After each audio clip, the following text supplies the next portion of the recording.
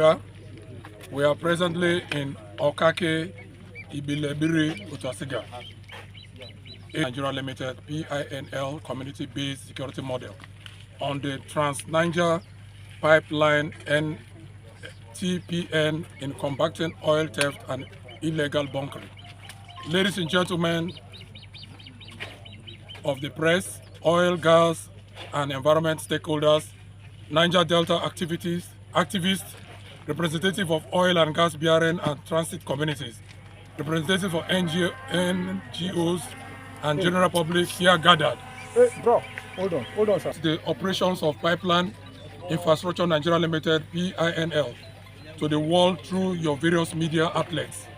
Please, ladies and gentlemen, recall that precisely on the 19th of January this year, we addressed a press conference wherein we dealt with the orchestrated mischiefs by our detractors, championed by an arm of oil mafia that sought and still seek to perpetually sabotage the federal authorities by undermining our PINL efforts in providing security for critical national assets in the oil sector of Nigeria economy.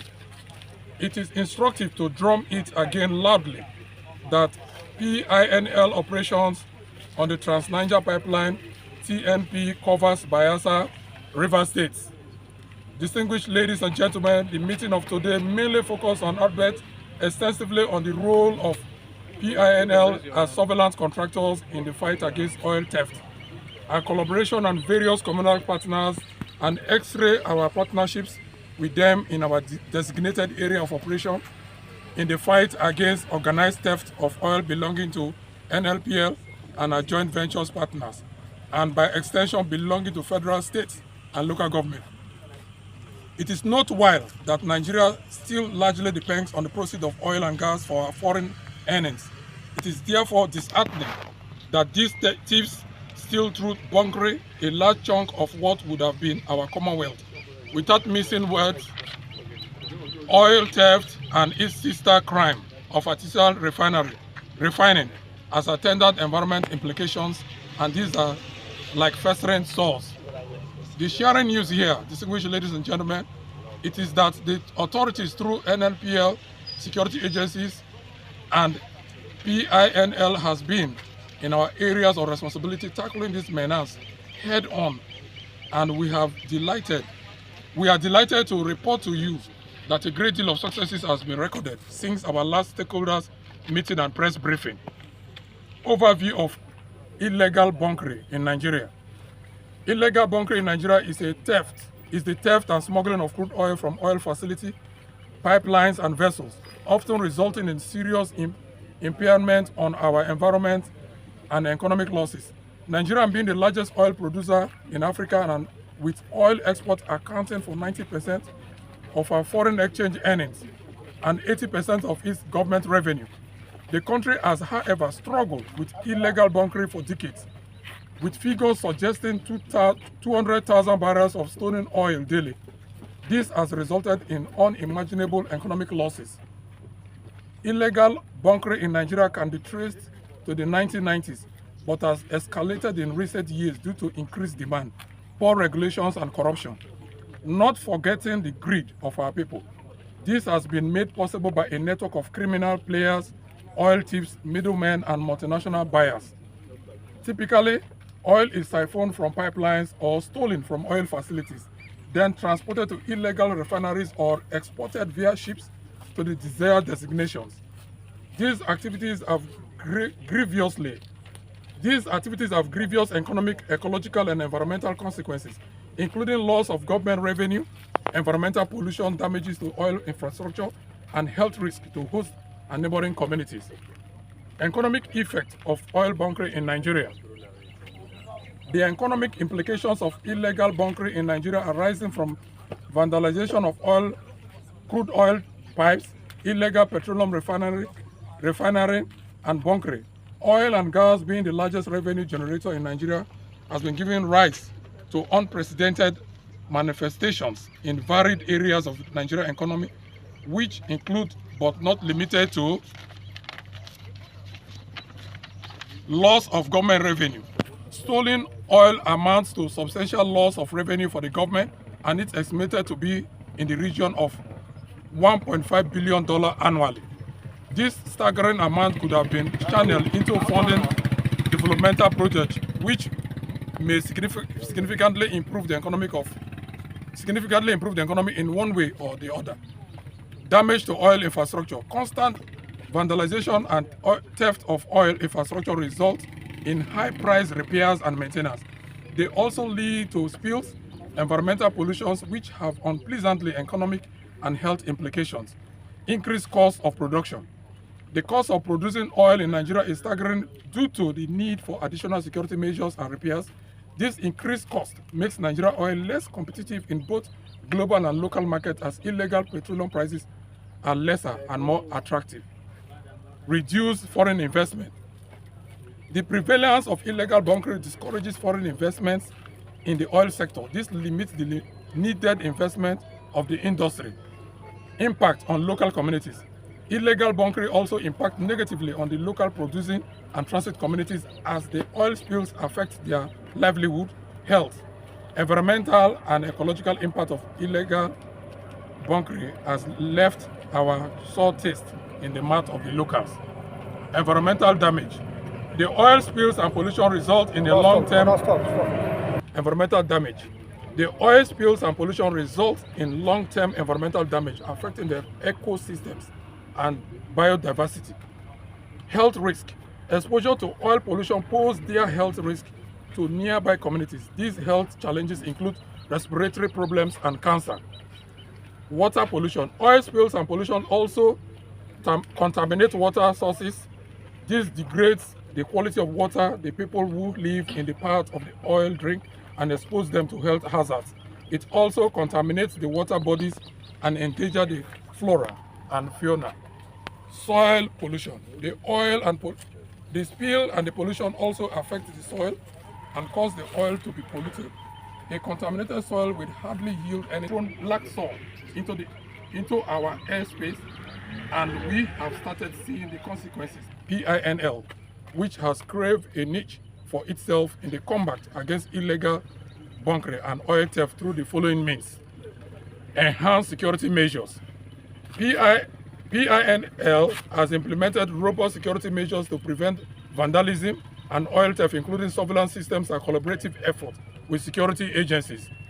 PINL uses area surveillance to keep its area of operations constantly monitored, utilizing drones to monitor pipelines, terminals, and other infrastructure. In addition, ground surveillance is carried by its eagle-eye human elements. We deploy vehicles, marine and land, and with the help of all this, we are able to promptly detect security breaches wherever they occur within our areas of operations. Our waterways patrol system is to say the least, top-notch. Proactive maintenance and monitoring systems. PINL prioritizes regular maintenance to identify and address potential pipeline vulnerabilities, reduce the risk of leak and rupture.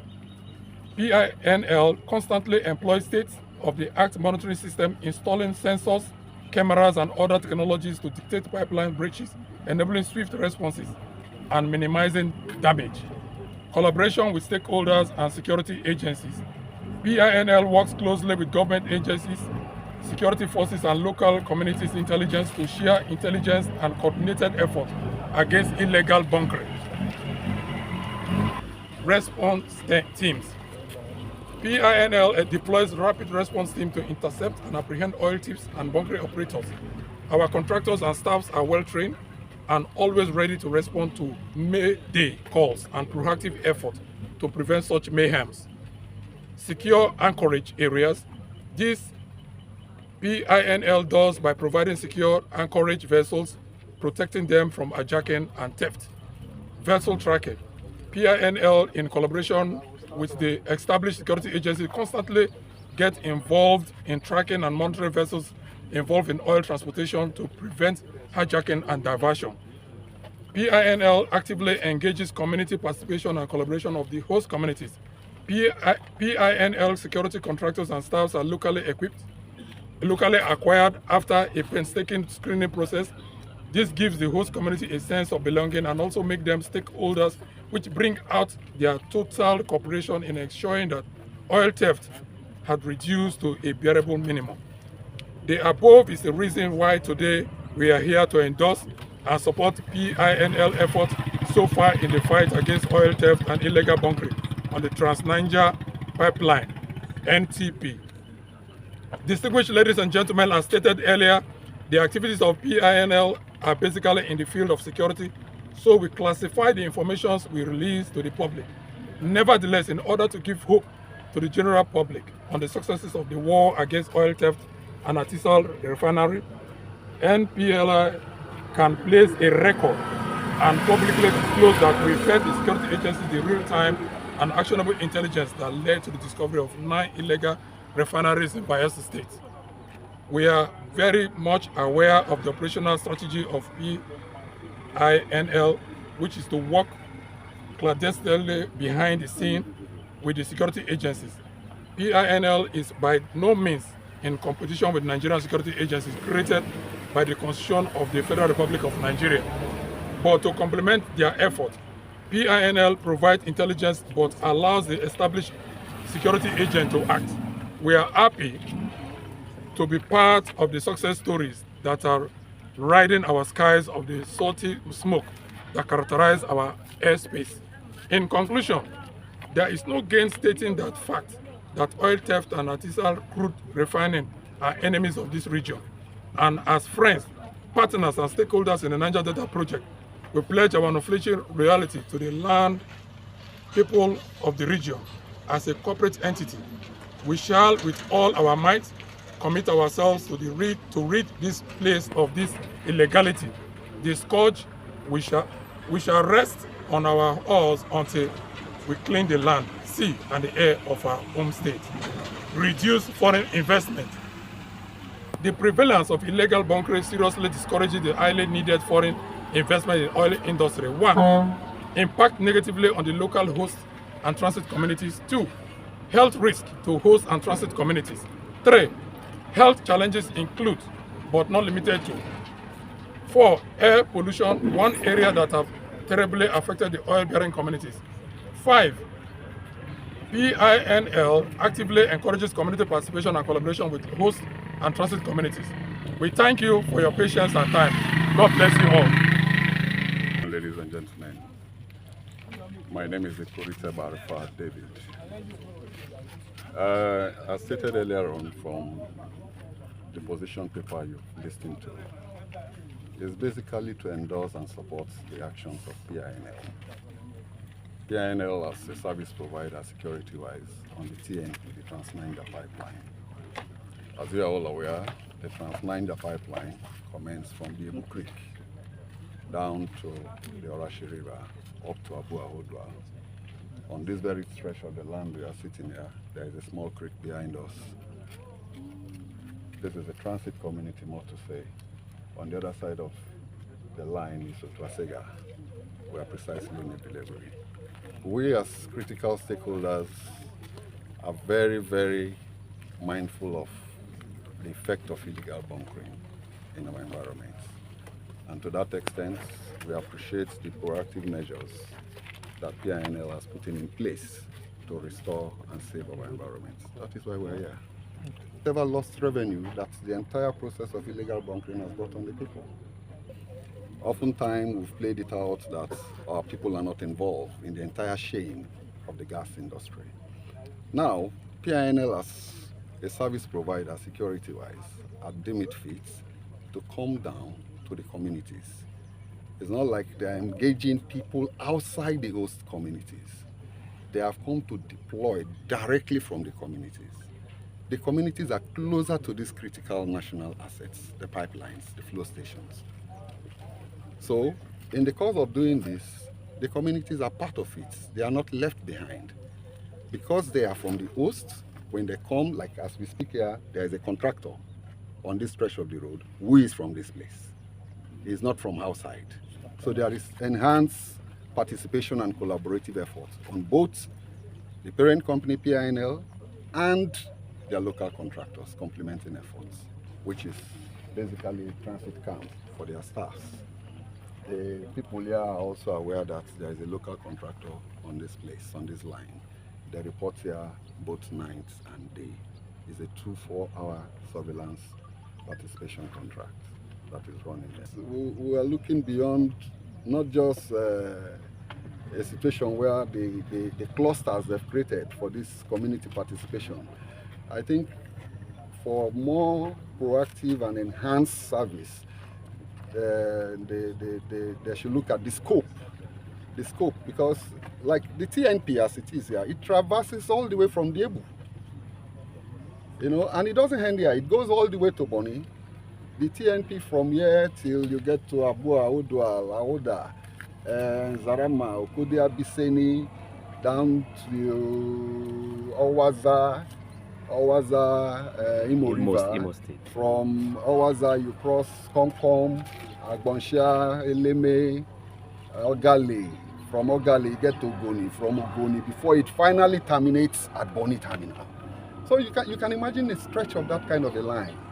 So the length is extensive. To that extent, the coverage too should be commensurate. So definitely we plead that the government should do more and see how the parent company, PINL, will expand its scope of coverage. The message is not narrowed to Ibelebiri, Trasiga, or Kake. We are only using here as one of the transit points where the Trans-Niger pipeline passed. So but to sit here and list the totality of the communities will be attacked, and they call them zones: zone 1, zone 2, zone 3, zone 4, zone 5, zone 6, zone 7, zone 8, and I think it terminates at 9 if I'm not wrong. My name is Kingsley Ebusin. I represent the productive interests of Cloud Options Limited in alliance with Pipeline Infrastructure Nigeria Limited.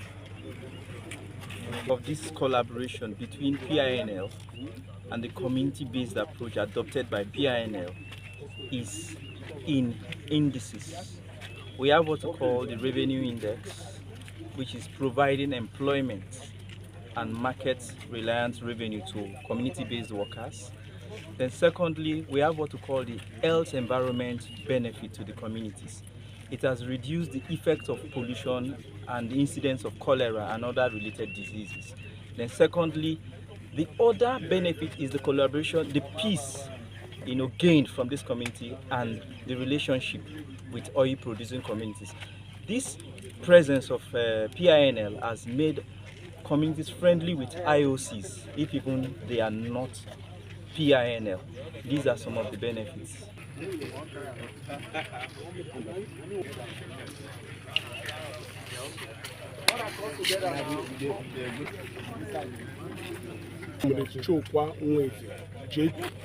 The President General of Orashi Youth Forum that cover the 4 local governments of Orashi in Rivers State. Ahoda East, Ahoda West, Ogbia Mandoni, and Abua Otua.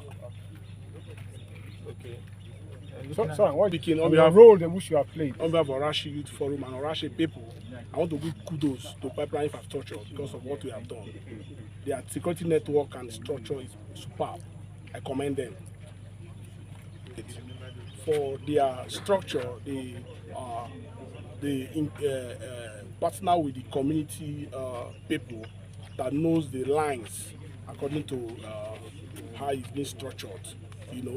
First of all, I want to commend the federal government by identifying with the pipeline infrastructure because they are the perfect people for the job. So I also encourage them to do more because for them to accommodate us for the operation, that is why Orashi people thank them, because not only just for pipeline, they also make sure that it's peace in Orashi region because they accommodate the people of Orashi and the community. I'm calling on federal government to give more support and opportunity for pipeline infrastructure so that they will do more. I want federal government to give them more job because the network is wide.